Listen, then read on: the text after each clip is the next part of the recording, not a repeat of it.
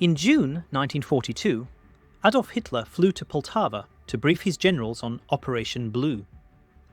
The objective was not merely territory, it was a desperate bid for solvency.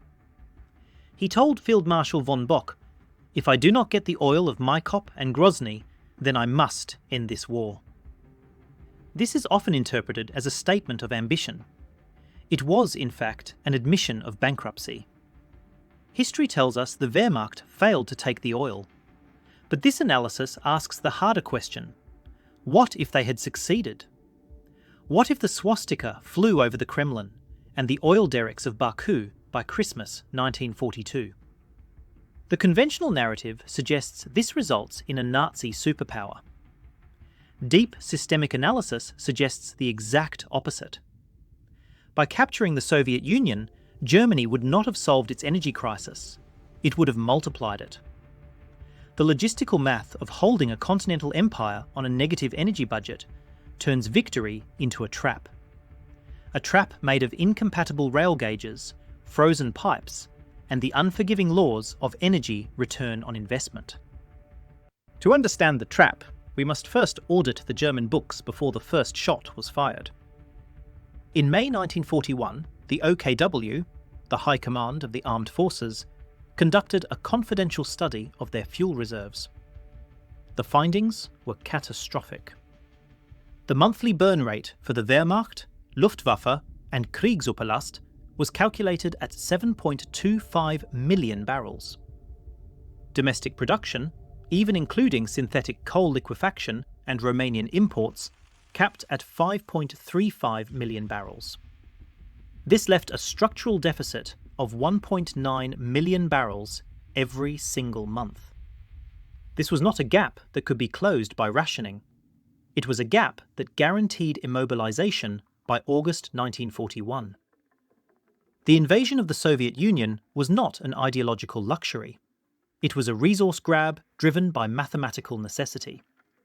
The plan hinged entirely on seizing the Caucasus oil fields to plug this 1.9 million barrel hole. But the planners made a fatal accounting error. They calculated the gross volume of oil in the ground at Baku. They failed to calculate the net energy required to extract it, refine it, and transport it 3,000 kilometers back to the Reich. The primary mechanism of the trap was not the tank, but the train. Logistics in 1940s Europe were rail-bound. Germany operated on the standard gauge of 1,435 millimeters. The Soviet Union operated on a broad gauge of 1,520 millimeters. This difference of 85 millimeters acted as a physical firewall against invasion. Every German train that crossed the border had to stop. Its cargo had to be physically unloaded by hand and reloaded onto a captured Soviet train, or the tracks themselves had to be laboriously narrowed, tie by tie, over thousands of kilometres. Internal Reichsbahn studies warned that the speed of any advance would be limited strictly to the speed of rail conversion. Furthermore, Soviet rail beds were engineered for lighter rolling stock. The heavy German locomotives, designed for the dense industrial networks of the Ruhr, would crush the lighter Russian sleepers and twist the rails. Before a single drop of oil could be moved from Baku to Berlin, Germany would have to rebuild the entire transport infrastructure of a continent while under fire. The hardware mismatch extended to thermodynamics. German locomotives were masterpieces of precision engineering, designed for the temperate climate of Central Europe.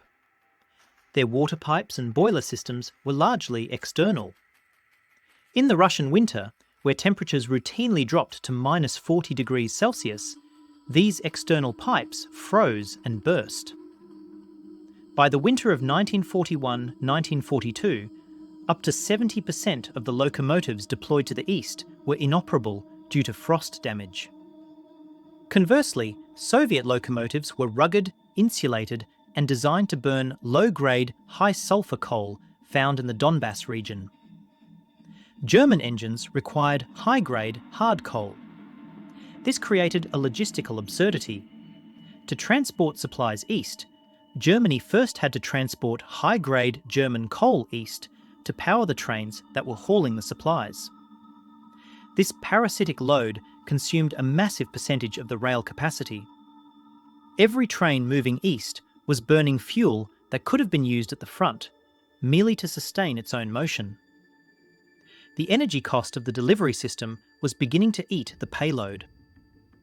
Naval logistics offered no escape valve. A common counter-argument suggests Germany could have bypassed the rails by shipping oil across the Black Sea, up the Danube, and into the heart of Europe. This ignores the naval reality. The Soviet Black Sea Fleet, though battered, remained a threat in being. More importantly, Germany lacked a tanker fleet in the Black Sea. To build one would require shipyards in captured ports like Nikolaev, which had been sabotaged by retreating Soviets.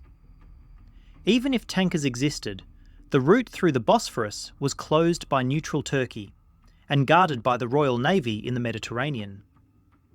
This meant the oil of the Caucasus was landlocked.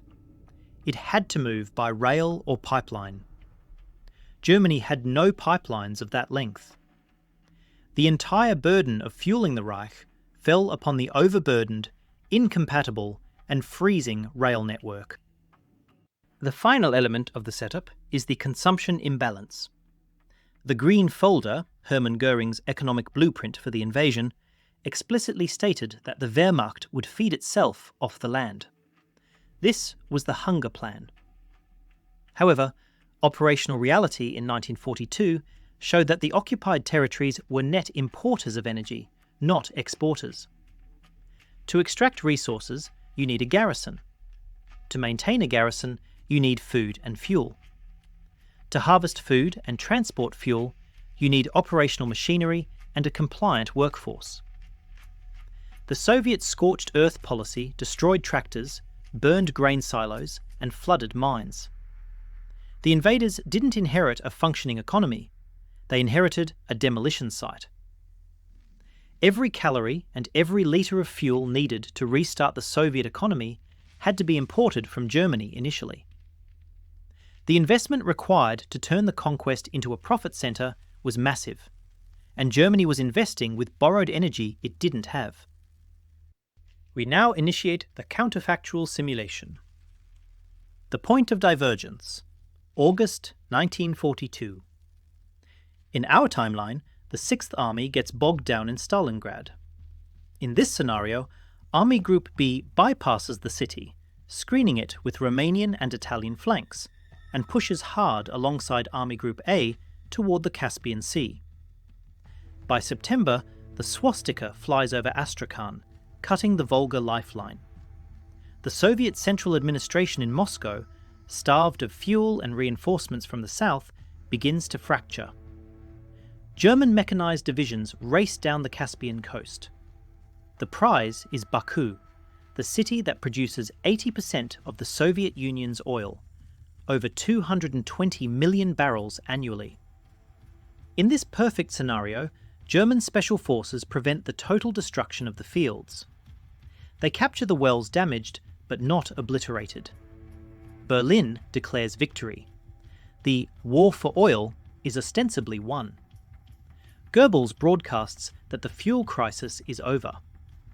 But on the ground, the 1st Panzer Army is now sitting in Baku, 3,000 kilometers from Berlin, at the end of a single railway line that hasn't been converted to German gauge. The scale of the capture is deceptively massive. Baku in 1942 was an industrial leviathan. Capturing it creates an immediate tactical problem: defense. This is not a city you can hold with a skeleton crew. It borders Iran, where British and Soviet forces are regrouping. To hold Baku, the Wehrmacht must commit an entire army group, hundreds of thousands of men, thousands of artillery pieces, and hundreds of tanks. These forces consume supplies. A panzer division on the defensive consumes roughly 30 to 50 tons of fuel per day, plus ammunition and food. Before a single barrel of Baku crude can be refined and shipped to Germany, the German logistics system must first supply the garrison protecting the oil. The flow of resources is currently 100% negative. German fuel is burning to hold Soviet oil. The profit is still theoretically in the ground, but the overhead is being paid in cash, daily. Intelligence reports from MyCop in our timeline give us the reality of the sabotage. When the Germans took MyCop, they found the wells plugged with concrete and scrap iron, the refineries stripped of key catalytic crackers, and the storage tanks ablaze. Even in our optimistic scenario, the Soviets would not leave Baku pristine. Let us assume 50% operability. The crude oil coming out of the ground is useless to a Panzer IV. It needs refining. The Baku refineries are complex industrial sites requiring specific engineers and specific parts. The Soviet engineers have fled or been executed. Germany must now transport its own drilling crews, refinery technicians, and heavy machinery from the Ruhr to the Caspian. This requires rail capacity. But the rail lines are already choked with ammunition and food for the army. The Reichsbahn faces a zero-sum choice. Send a train with refinery parts to get the oil flowing later, or send a train with tank shells to keep the army alive today. In war, the immediate need always wins. The refinery repairs are delayed. Phase B, the inventory, October 1942. The initial euphoria fades as the logistics officers run the numbers. The distance from Baku to the nearest German gauge railhead in Ukraine is roughly 1,200 kilometres. From there to the refineries in Romania or Germany is another 1,500 kilometres. The turnaround time, the time it takes a train to leave Germany, load in Baku and return, is estimated at 20 to 25 days, assuming no partisan attacks or breakdowns. To move the 1.9 million barrel monthly deficit, approximately 270,000 tonnes, using standard 50-tonne tank cars, Germany needs 5,400 tank car loads per month. With a 25-day turnaround, the system requires a rolling stock inventory of over 5,000 dedicated tankers and hundreds of heavy locomotives exclusively for this loop. Germany does not have them. The Reichsbahn is already cannibalising rolling stock from France and the Benelux just to feed the Eastern Front. To move the oil, they would have to stop moving coal to German industry or potatoes to German cities. The friction of distance begins to destroy the EROI, energy return on investment. In the absence of rail capacity, the Germans attempt to use truck convoys to bridge the gaps in the rail network. This is the ultimate energy sink. A standard Opel Blitz truck carries about 2.5 tonnes of cargo. To drive a fully loaded truck from the railhead to the front and back consumes a significant fraction of the fuel it could potentially carry. Operational analysis shows that beyond a range of 600 kilometres, a truck convoy consumes more fuel than it delivers. It becomes a self-licking ice cream cone. The Wehrmacht is now occupying a territory spanning from Brest-Litovsk to Baku. The internal distribution network required to keep this empire running is burning the very resource the empire was expanded to secure. The net energy gain is approaching zero. They have captured the pool, but the bucket has a hole in it. Security becomes the next variable in the equation. The railway line from Rostov to Baku runs along the foothills of the Caucasus Mountains. Prime terrain for partisan warfare. In our timeline, even with a smaller footprint, German rear areas were chaotic. In this expanded scenario, the supply line is stretched an additional 1,000 kilometres. Soviet partisans, supplied by air from unoccupied Russia or by British operatives from Iran, begin a campaign of rail interdiction. It takes one charge of dynamite to derail a train. It takes a battalion of security troops to guard 100 kilometres of track. Germany must now strip combat divisions from the front to act as rail guards. These troops need housing, food, and fuel. The overhead cost of the oil rises again. We are now seeing a scenario where the extraction of Baku oil costs more calories and joules of energy to secure than the oil itself provides to the war effort in the short term. Phase C, the turning point. Winter 1943. The illusion of control shatters as the Russian winter hits the extended empire. The German locomotives, already struggling with poor coal, begin to fail en masse. The water towers along the captured Soviet routes freeze. The switching yards, essential for the gauge changeover, become bottlenecks of frozen steel. In Baku, the occupying garrison is isolated. The single rail line connecting them to the Reich is operating at 20% capacity due to weather and sabotage. The oil is sitting in storage tanks in Baku, but the tanks in Berlin are running dry. The strategic reserve in Germany hits critical lows. The Luftwaffe is grounded to save fuel for the logistics trains. The irony is palpable. Germany owns the largest oil fields in the world, but its army in France is immobile because they cannot physically move the product. This is the transport deficit manifested. The theoretical potential of the resource is irrelevant. The kinetic reality of the supply chain is the only truth. Desperation sets in. Albert Speer and the planners propose a pipeline, a direct line from Maikop to the Dnieper to bypass the rails. The engineering assessment is grim. To build a 1,000-kilometre high-pressure pipeline requires hundreds of thousands of tons of high-grade steel. Germany is already short on steel for U-boats and tanks. Furthermore, a pipeline is the most vulnerable target in existence. It cannot be armoured. It spans the entire partisan-infested steppe. To build it would take 2 years and an army of labourers. To guard it would take an army of soldiers. The project is shelved. They are forced back to the rails. They try to ship oil via the Black Sea using coastal barges, but Soviet submarines and air power from the unoccupied eastern Black Sea coast harass every convoy. The flow of oil remains a trickle, perhaps 100,000 tonnes a month, nowhere near the millions required to balance the books.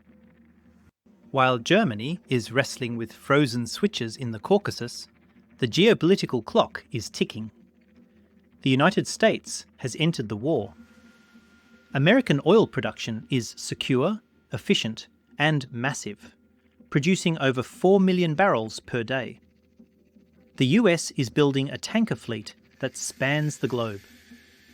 The Allied energy budget is effectively infinite. The Axis energy budget is capped. Even with Baku, Germany is merely subsisting. They are not growing. The German economy is now fully cannibalized. To keep the Eastern Rail network running, domestic passenger travel is banned. Coal deliveries to civilians are halted. The synthetic fuel plants in the Ruhr are bombed by the RAF, and because all air defence fuel is diverted to the east to protect the oil fields, the western skies are left open. The acquisition of the asset, Baku, has forced the neglect of the core, the Ruhr. The strategic density of the Wehrmacht is diluted over too vast an area. They have traded a concentrated, defensible position for a sprawling, indefensible perimeter.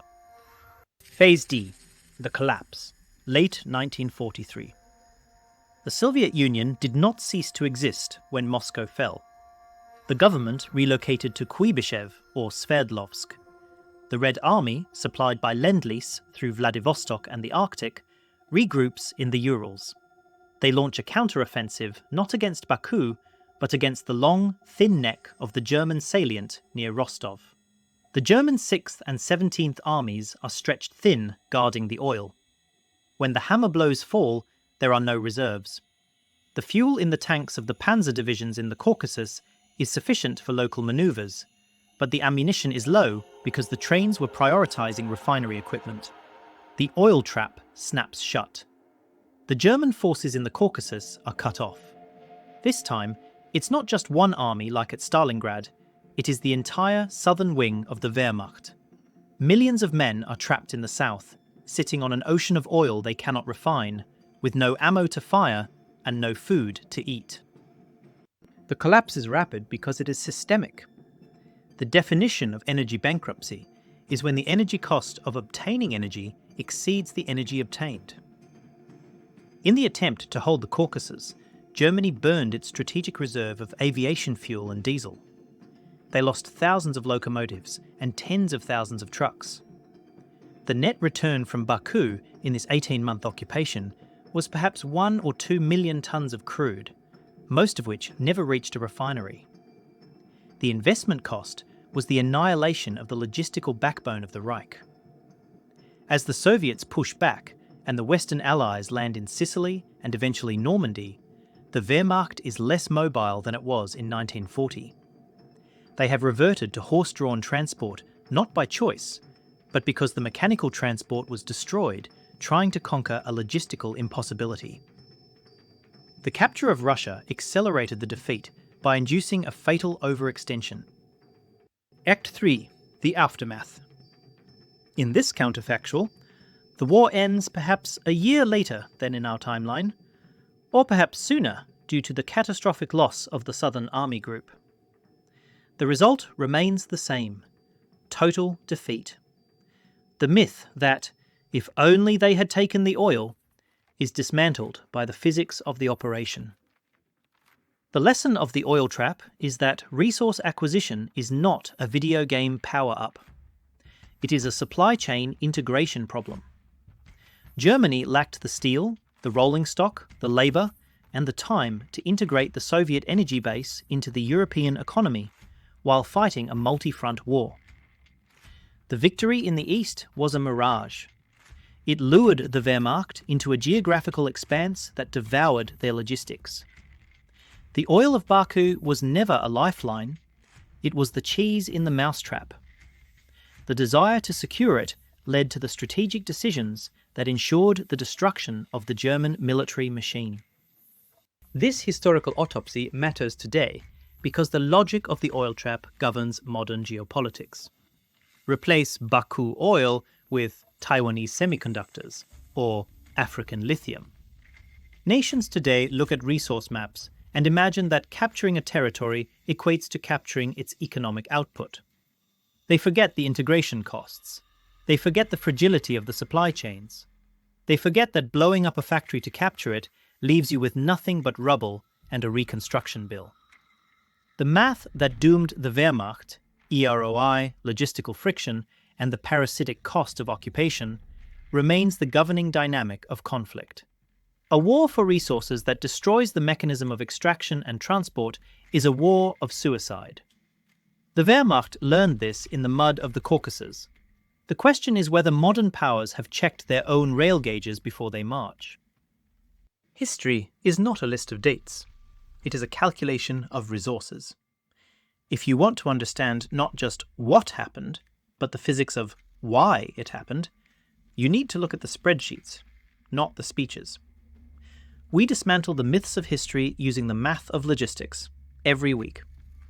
If you want to join the war room and see the data that dictates the rise and fall of empires, subscribe to Counterfactual Curriculum. Next week, we analyze the amphibious lift capacity of a hypothetical invasion of Taiwan and ask, does the math hold up? Until then, check your logistics.